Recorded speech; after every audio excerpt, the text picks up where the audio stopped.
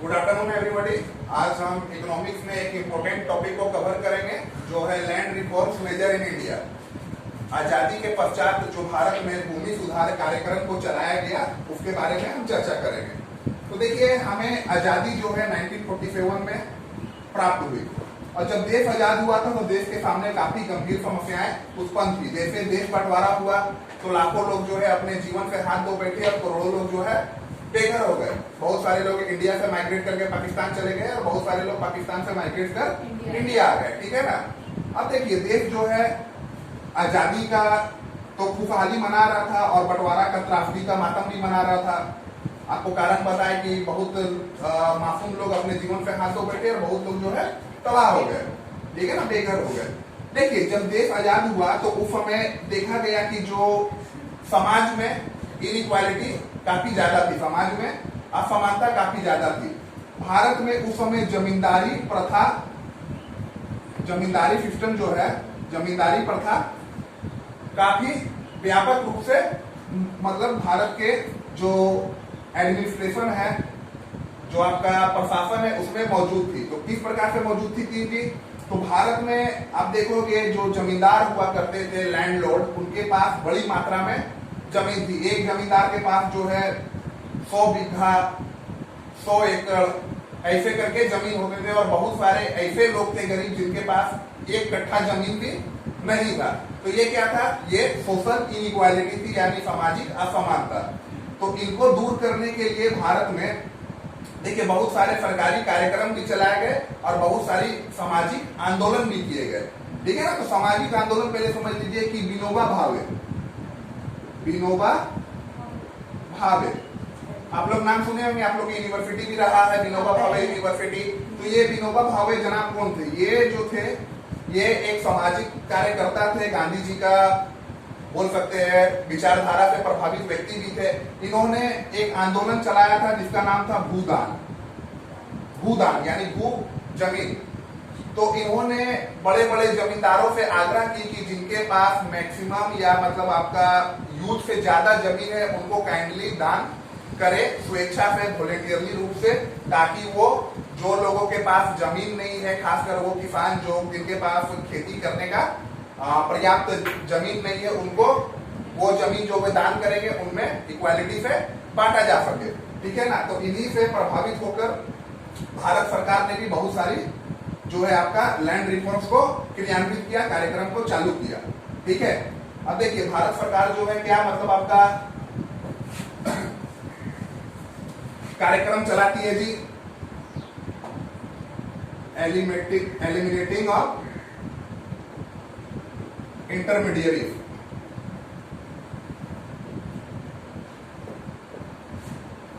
Eliminating of intermediary. देखिए, जो बीच के जो दलाल है जमीन के, ठीक है ना, ये देखिए पहले आपको इसको अच्छे से समझने के लिए पहले आपको पास्ट में जाना पड़ेगा। ये जमींदार होते कौन थे? ये जमींदार जो है लैंडलॉर्ड, ठीक है, ये होते कौन थे? तो देखिए 1793 में उस समय भारत का जो गवर्नर जनरल था लॉर्ड कॉर्नवालिस, कौन थे? इन्होंने एक नियम बनाया रिलेटेड टू लैंड जो कहलाया परमानेंट सेटलमेंट। क्या कहलाया? Permanent settlement. अब देखिए परमानेंट सेटलमेंट के अंतर्गत क्या हुआ? देखिए, अंग्रेज सरकार को चाहिए था टैक्स। टैक्स जनरली जो है भारत का आज भी देखोगे भारत जो है कृषि समाज है। ठीक है ना। भारत का इकोनॉमी का बैकबोन एग्रीकल्चर है, क्योंकि 60% जो ह्यूमन रिसोर्सेस है वो डायरेक्टली या इनडायरेक्टली कृषि से जुड़ी हुई होती है। तो 1793 में लॉर्ड कॉर्नवालिस थे, उन्होंने परमानेंट सेटलमेंट एक पॉलिसी को क्रियान्वित किया, यानी इम्प्लीमेंट किया। इसके तहत क्या किया इन्होंने जी? सरकार को चाहिए था टैक्स। और देखो भारत में उस समय लाखों मतलब के तादाद में किसान हुआ करते थे। तो ब्रिटिश सरकार जो है पर्सनली सब किसान से जा जाके टैक्स कलेक्ट करना उनके लिए पॉसिबल नहीं था। उन्होंने क्या किया? किसानों से जमीन लेकर सरकार ने, अंग्रेजी सरकार ने जमींदारों को वो जमीन, ठीक है ना, लीज पे दे दी। लीज पे, ठीक है ना। अब मानो कि हम अगर किसान हैं तो अंग्रेजी सरकार ने मेरी जमीन को लेकर किसी और व्यक्ति को लीज पे दे दी। कोई जमींदार, कोई पैसे वाला है, वो 20,000 रुपया फॉर एग्जाम्पल बोली लगाया, मेरा जमीन को 10 साल के लिए उनको लीज पर दे दी, और वो जमींदार जो है अब मेरा जमीन का मालिक हो गया और हम अपने जमीन पर लेबर हो गए, ठीक है ना। वो जमींदार अब जमीन का मालिक हो गया और हम उसकी जमीन पर अब लेबर हो गए, ठीक है। तो जो वो ओरिजिनल जमीन था किसानों का था, परंतु अंग्रेजी सरकार ने टैक्स कलेक्ट करने के लिए जमींदारों को लीज पर दे दी कि ताकि जमींदार जो है उस जमीन का जो मालिक अब हो गया है वो अब अंग्रेज सरकार जो है किसानों से नहीं बल्कि जमींदारों से डायरेक्ट टैक्स वसूल करेगी, क्योंकि जमीन जो है वो जमींदारों को अंग्रेजी सरकार ने दे दी थी। क्लियर हुआ? तो अब जो है अंग्रेजी सरकार को हर एक किसान के पास जाने का जरूरत नहीं था। मानो 10 किसान का जमीन अगर एक जमींदार को दे दिया तो डायरेक्ट जो है अंग्रेज सरकार अब जमींदार से टैक्स वसूलेगा। अगर 100 रुपया हुआ तो 90 रुपया अंग्रेज को 90% जो है अंग्रेजों को एज अ टैक्स देना पड़ता था, 10% जो है जमींदार खुद के पास रखता था। फॉर एग्जाम्पल के रूप में समझा रहे हैं। और किसान जो जिनका जमीन हुआ करता था अब अपने जमीन पे लेबर बन गए, उनको सिर्फ 2 वक्त की रोटी मिलती थी। तो ये जो है विषमता, ये समाज में इनइक्वालिटी था, इनको दूर करने के लिए सरकार ने बहुत सारी पॉलिसी को लागू किया, जिनमें था पहला eliminating of intermediary. Eliminating of मतलब बीच के जो दलाल है, ठीक है ना, उनको हटाया जाए। अब देखिए, अब जो इंटरमीडियरी होता है वही कहलाता है, ठीक है ना, मींस ब्रोकर, सो कॉल्ड जमींदार, ठीक है। देखिए दूसरा बोल रहा है टीनियंसी रिफॉर्म। टीनियंसी जानते हैं ना क्या होता है जी? किसान जो आपका कृषि होता है, जो खेती करता है, ठीक है। क्लियर हुआ? हाँ। तीसरा determining the ceiling holding of land पर फैमिली, ठीक है। अब देखिए चौथा कंसोलिडेशन ऑफ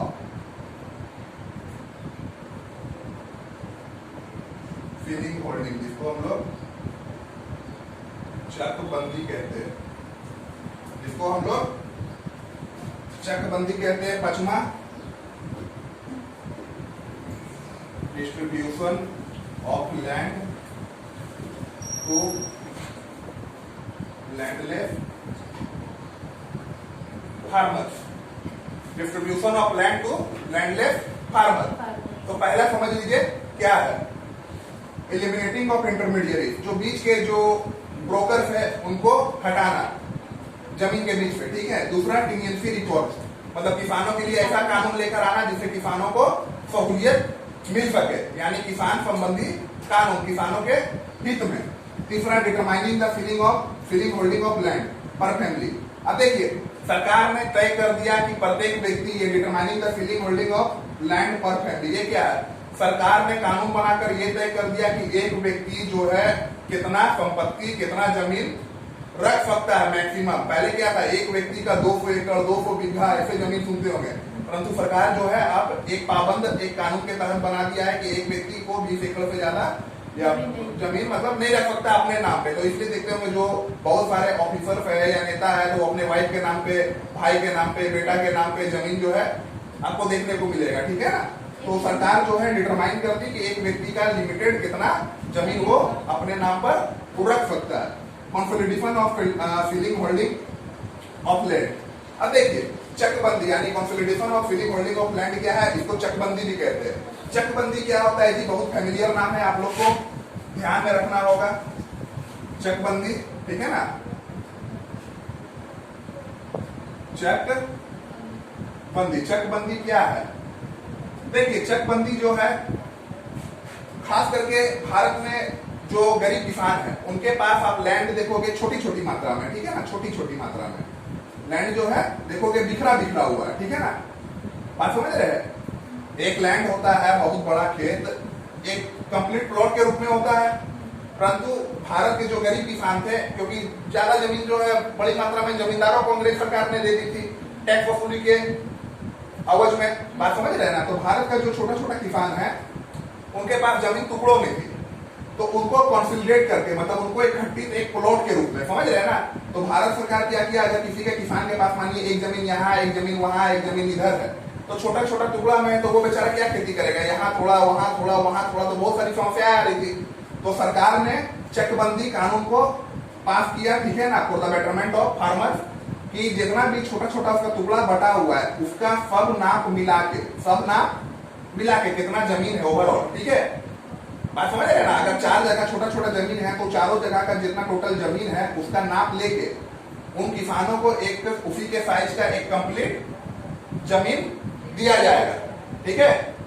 छोटा छोटा जो जमीन बिखरा हुआ था किसानों का, सरकार ने उसको प्लॉट के रूप में उसका मेजरिंग करके नाप करके किसानों को उसके बदले में एक कंप्लीट जमीन दिया जाएगा, ठीक है ना, ताकि वो खेती ढंग से कर सके। अब देखिए distribution of land to landless farmer, तो भूदान आंदोलन आपको हम बताया कि भूदान आंदोलन के तहत जो विनोबा भावे थे उन्होंने अपील की लोगों से कि मतलब जो उनके पास मैक्सिमम एक्स्ट्रा जमीन है वो कृपया दान दे, जिससे वो गरीब किसानों में जमीन बांट सके, ठीक है ना। ये सरकार ने कुछ पॉलिसी अपनाई। अब देखिए सरकार से इनको क्या फायदा हुआ जी इन कानूनों को बनाने के लिए। पहला, रेगुलेशन ऑफ टैक्सेस, सरकार को रेगुलेशन ऑफ टैक्सेस में मदद मिली, यानी जो टैक्स जो सरकार लेती है जमीन का उसमें सहायता मिली। अब सरकार को जमीन छोटा छोटा टुकड़ा में 10 जगह बटा हुआ था, तो सरकार को भी जो है उसका रिकॉर्ड रखने में समस्या होता था। तो एक ही जगह सबको कंपाइल करके सरकार जमीन सबको जितना जितना बटा हुआ था उसके आधार पर कंप्लीट जमीन दे दी। तो सरकार को जो है टैक्स इम्पोज करने में, टैक्स लागू करने में सहूलियत होता था। अब बोलेगा कि आपके पास कितना है, तो मेरा आधा पौना कट्ठा यहाँ है, 1.5 कट्ठा वहां है, थोड़ा सा वहां है, तो सरकार को बहुत सारा समस्या होता था रिकॉर्ड मेंटेन करने में। उसी के जगह पे एवज में चकबंदी के तहत उतना जमीन जितना ओवरऑल है दूसरा जमीन उसको प्रदान कर दिया गया। तो सरकार को जो है टैक्स रेगुलेशन यानी टैक्स इम्पोज करने में सहूलियत हुआ। दूसरा देखिए बोल रहा है, ठीक है,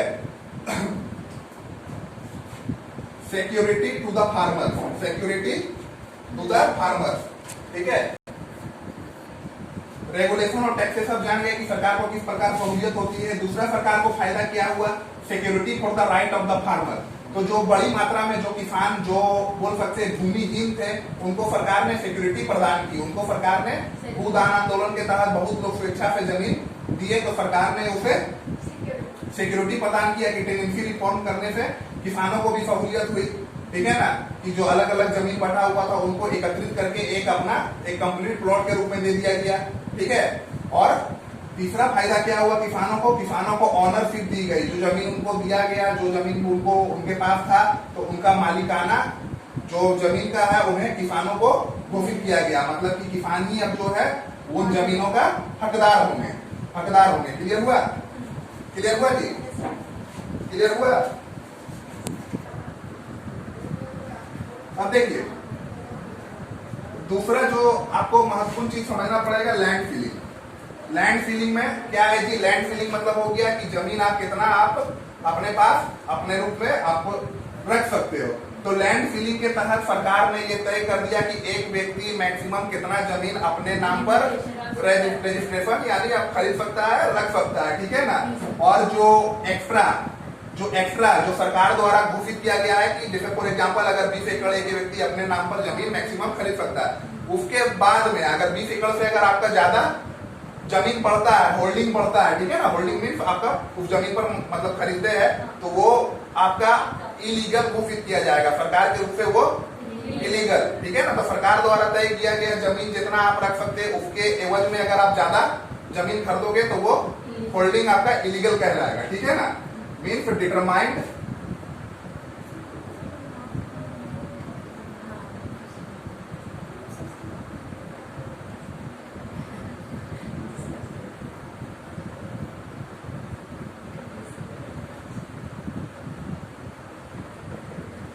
एंड इट्स ओनरशिप, ठीक है ना। अब देखो दूसरा है चकबंदी। दूसरा क्या है, चकबंदी। आपको बताया, याद रखिएगा चकबंदी भारत में सर्वप्रथम कहाँ लागू हुआ था।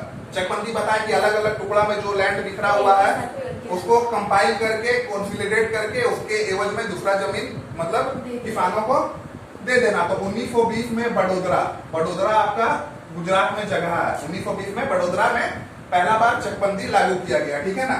चकबंदी के थ्रू आपको पहले ही पता है कि जो छोटा छोटा टुकड़ा में जमीन बटा हुआ है उसे कॉन्सोलिडेट करके उसे एक जोड़ के कि कितना आपका ओवरऑल जमीन है, उसके बदले में आपको एक कंप्लीट प्लॉट के रूप में जमीन दे दिया जाएगा। मींस एक्सचेंज, जो टुकड़ा में बटा हुआ है किसानों का जमीन, उसको कॉन्सोलिडेट करके उसका मपाई करके माप करके उसके एवज में आपको दूसरा एक प्लॉट के रूप में जमीन दे दिया जाएगा, ठीक है ना। क्लियर हुआ। अब देखिए, अब ये टॉपिक आपका क्लियर होने के बाद अब हम लोग आते हैं ग्रीन रेवोल्यूशन में। ग्रीन रेवोल्यूशन आप लोग जानते हैं जी, पिछला क्लास में हम लोग पढ़ाए थे। ग्रीन रेवोल्यूशन, देखिए ग्रीन रेवोल्यूशन को हम लोग हरित क्रांति भी बोलते हैं, ठीक है। देखिए इधर इधर ध्यान दीजिएगा स्टूडेंट पर, वर्ल्ड में इसका जो कंट्रीब्यूशन है, योगदान डॉक्टर नॉर्मन बोरलॉग को दिया जाता है और इंडिया में FM स्वामीनाथन, ठीक है।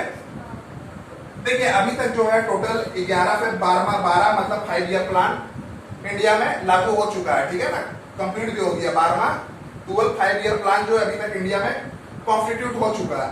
तो जो ग्रीन रेवोल्यूशन है वो 3rd 5 ईयर प्लान में लागू हुआ था। 3rd 5 ईयर प्लान में आप लोग को ध्यान में रखने का चीजें कब हुआ था, 3rd 5 ईयर प्लान में स्टार्ट हुआ था, ठीक है ना। अब देखिए बोल रहा है ग्रीन रेवोल्यूशन से सबसे ज्यादा अगर कोई फसल को फायदा हुआ है तो वो हुआ है आपका वीट को, और वीट में भी, ठीक है ना, सबसे ज्यादा ग्रीन रेवोल्यूशन से सबसे ज्यादा फायदा कौन फसल को हुआ है, वीट को। और जनरली वीट किस क्षेत्र को, और क्षेत्र में अगर एरिया में पूछे तो पंजाब, हरियाणा और वेस्टर्न यूपी, ठीक है ना, ठीक है, क्लियर हुआ। अब देखिए ग्रीन रेवोल्यूशन से आने के बाद जो है किसानों की आमदनी तो बढ़ने लगी, परंतु किसानों को जो है इन्वेस्टमेंट भी करना पड़ा, क्योंकि भाई अगर आपका HYB जो क्वालिटी का, अच्छी क्वालिटी का जो high yielding variety of feed है या फर्टिलाइजर है या इंसेक्टिसाइड पेस्टिसाइड का अगर आप इस्तेमाल कर रहे हैं खेत में, तो उसके लिए आपको कैपिटल चाहिए, पूंजी चाहिए। तो जो अनफॉर्मल सोर्सेस है, ठीक है ना, जहां से उनको क्रेडिट ग्रांट मिलता था, क्रेडिट मतलब लोन लेके किसान अनसोर्सेस, तो वो मनी लेंडर हो गया, ठीक है, वो रिलेटिव्स हो गए, ये जो है जनरली साहूकार और अनफॉर्मल सोर्सेस, ठीक है। और सरकार ने जब देखा कि इनका ये अनफॉर्मल सोर्सेस जो हो गए, मर्चेंट्स हो गए आपका, फिर मैंने बताया आपको मनी लेंडर हो गए या रिलेटिव, ये क्या है, ऊंचे दाम पर ब्याज देते थे और किसानों का शोषण करते थे। अगर सही पर अगर नहीं दे पाए तो उनका जमीन वगैरह सब मतलब जो है ले लिया जाता था, ठीक है ना। तो इन सब की स्थिति को देखते हुए सरकार ने फॉर्मल मतलब जो है सोर्सेस जिनसे इनको क्रेडिट की सुविधा व्यवस्थित कराई, फॉर्मल सोर्सेस है, वो क्या हो गया, कोऑपरेटिव बैंक्स आप देखोगे हर एक मतलब जो है ग्रामीण बैंक टाइप का कोऑपरेटिव, जो किसानों को लोन वोन वगैरह दिया जाता है, कमर्शियल बैंक, ठीक है ना। ये सब कुछ फॉर्मल एक सरकारी इंस्टीट्यूशन था जिनके थ्रू सोर्सेस था, जिनके थ्रू किसानों को लोन दिया जाता था अपना खेती करने के लिए और अपना प्रोडक्शन का एफिशिएंसी को बढ़ाने के लिए, ठीक है ना। अब देखिए अब जो इम्पोर्टेंट टॉपिक है वो है नाबार्ड। क्या है ये याद रखिएगा आप लोग। नाबार्ड का देखिए फुल फॉर्म होता है नेशनल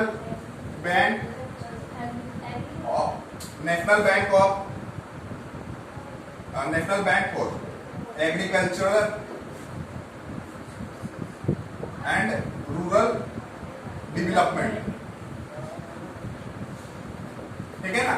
इसकी स्थापना 1982 में हुआ था जी। इसकी स्थापना कब हुई थी, इस्टेब्लिश्ड इन, देखिए ये एपेक्स बॉडी है, एपेक्स बॉडी मतलब सुप्रीम बॉडी, ठीक है ना, जो एग्रीकल्चरल रिलेटेड जो आपका समस्या है उसको ये फाइनेंस करता है। एग्रीकल्चर रिलेटेड जितना भी प्रॉब्लम्स है या एग्रीकल्चर रिलेटेड जितना भी मैटर है उसको ये सॉल्व करता है या फाइनेंस करता है। प्रॉब्लम समझ रहे ना, क्योंकि नाबार्ड के पास पैसा आता है। नाबार्ड जो है किसानों को सुविधा देने के लिए, किसानों को क्रेडिट अगर चाहिए, पैसे की अगर आवश्यकता हो तो नाबार्ड ये पैसा जो है बहुत सारे विभिन्न बैंकों में, जैसे कोऑपरेटिव बैंक हो गया, ये सब वगैरह जो ग्रामीण लेवल पे काम करते हैं, ग्रामीण विकास बैंक, ये सब इनको फाइनेंस करता है, जिससे किसान जाकर लोन यानी कैपिटल सहयोग ले सकता है। ठीक है, अब देखिए नाबार्ड जो है, नाबार्ड का कार्य क्या है? नाबार्ड का कार्य, और एक चीज याद रखिएगा, नाबार्ड की स्थापना जो है सीप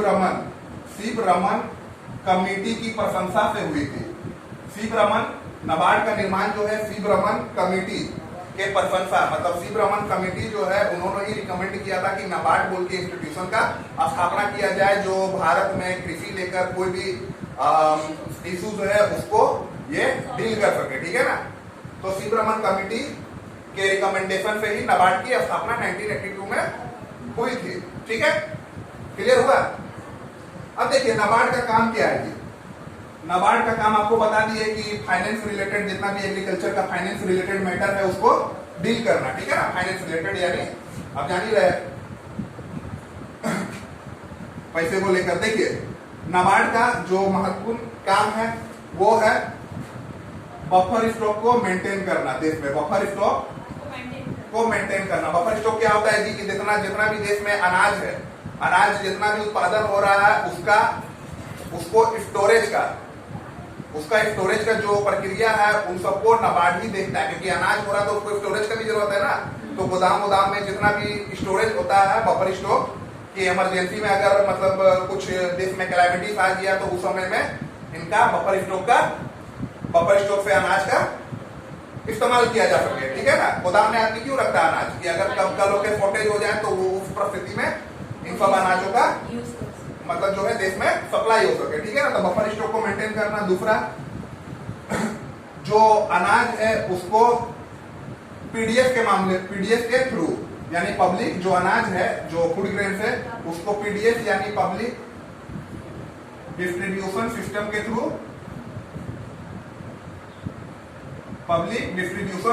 के थ्रू, पूरा मतलब देश में, समझ रहे हैं ना, अनाज का वितरण करना। पीडीएस आप लोग जानते होंगे, झोला लेके जाते होंगे, अभी तो मतलब जो है 35 किलो चावल वगैरह ये सब दे रहा है, साथ में चना भी दे रहा है आजकल। ठीक है, तीसरा, ठीक है आपको दाल मिलेगा। देखिए तीसरा बोल रहा है क्या काम है जी? तीसरा काम है ये तय करना, ठीक है ना, मार्केट में ओपन मार्केट प्राइस को स्टेबलाइज करना। इसका तीसरा काम है ओपन मार्केट प्राइस को स्टेबलाइज करना। मार्केट में जो है जो काला बाजारी वगैरह ये सब हो रहा है, ठीक है ना, ओपन मार्केट में अगर मानिए कि जो कोई सामान स्टोरेज में रखा हुआ है किंतु निकाल ले रहा है, इसके कारण क्या होता है, शॉर्टेज हो जाता है सामान का, और वो मार्केट में जो है डबल ट्रिपल दाम में बिकता है ओपन मार्केट फील्ड में यानी खुला बाजार में। तो इससे क्या होता है, किल्लत हो जाती है अनाज का, तो महंगाई बढ़ने लगती है। तो ये जो है ओपन मार्केट जो प्राइस है उसको स्टेबलाइज करने का भी यानी नॉर्मल स्थिति में रखने का भी काम करता है। ठीक है, तो ये आपका नाबार्ड का कुछ ये हो गया। अब देखिए तो कुछ इसका फीचर हो गया। अब जो है 3 प्रकार के क्रॉप है भारत में, समझ लीजिए। पहला खरीफ, तीसरा जायद। आप लोगों को पता होगा, बहुत मतलब जो है विद्यमान टीचर लोग आप लोग पहले पढ़ चुके हैं, तो आप लोग का जो है विद्यमता का तो हम परीक्षा नहीं ले सकते हैं जी, हम छोटे आदमी हैं। तो देखिए खरीफ क्रॉप क्या होता है। खरीफ क्रॉप जनरली वो फसल होती है जिसकी बुआई मतलब रोपना, ठीक है ना, सोइंग जुलाई में होती है, ठीक है, और इसकी हार्वेस्टिंग अक्टूबर में होती है। ठीक है, समझ लीजिए, काफी डिटेल में पढ़ाते हैं क्योंकि मेरा आदत है एकदम डिटेल में घुस जाने का। ठीक है, इसका टेम्परेचर कितना चाहिए जी, ये सब समझ लीजिए, 25 से 30 डिग्री एवरेज। रेनफॉल कितना चाहिए, तो 100 से 150 सेंटीमीटर। ठीक है ना, ठीक है। अब देखिए ये आपको क्लियर हो गया, जुलाई में मतलब जो है सोइंग होती है, अक्टूबर में हार्वेस्टिंग होती है। टेम्परेचर 25 से 30 ऑन एवरेज बेसिस। आपका रेनफॉल जो हो गया 100 से 150 सेंटीमीटर। ठीक है, और इनके लिए जो जनरली बेस्ट जो सॉइल होता है वो होता है जलोढ़ मिट्टी, यानी एलुवियल।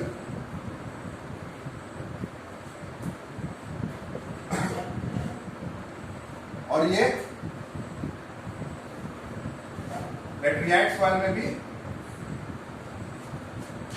होते हैं, ठीक है। इनका जो मेजर क्रॉप है वो हो गया आपका राइस, मेज, शुगर केन, ठीक है, ज्वार, etc। लैटरिएट सॉइल, ठीक है, क्लियर हुआ। देखिए जुलाई में बुआई होती है, अक्टूबर में कटाई होती है, टेम्परेचर अच्छा चाहिए, ठीक है, 100 से 150 सेंटीमीटर यानी बारिश भी अच्छी होनी चाहिए। एलुवियल लेटराइट सॉइल में ये काफी अच्छी तरीके से होते हैं। कुछ फसल है जैसे राइस हो गया, मेज हो गया यानी भुट्टा, शुगर केन, ज्वार, etc, ठीक है, क्लियर हुआ। अब देखिए राबी, राबी जो है शबनम। अब शबनम क्या होता है जी, तो ये उर्दू वर्ड है जिसे हम लोग ओस को कहते हैं।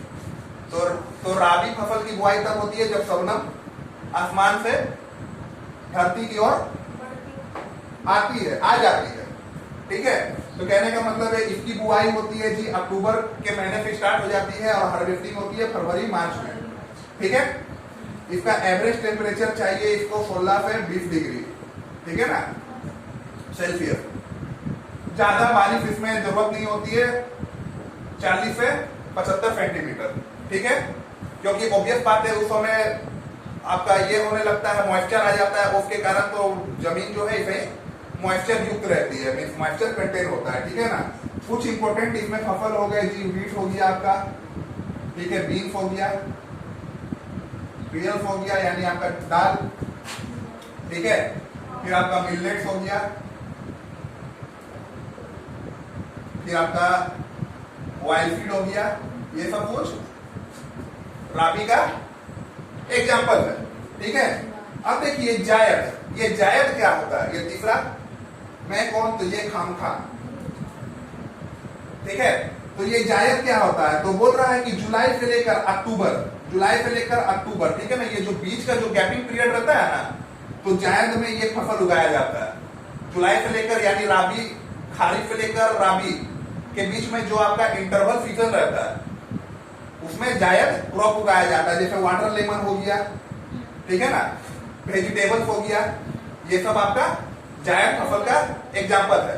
जैसे ककड़ी, खीरा वगैरह ये सब टाइप का चीज हो गया, ये आपका जायद में आता है, ठीक है, क्लियर हुआ, ठीक, वेरी गुड।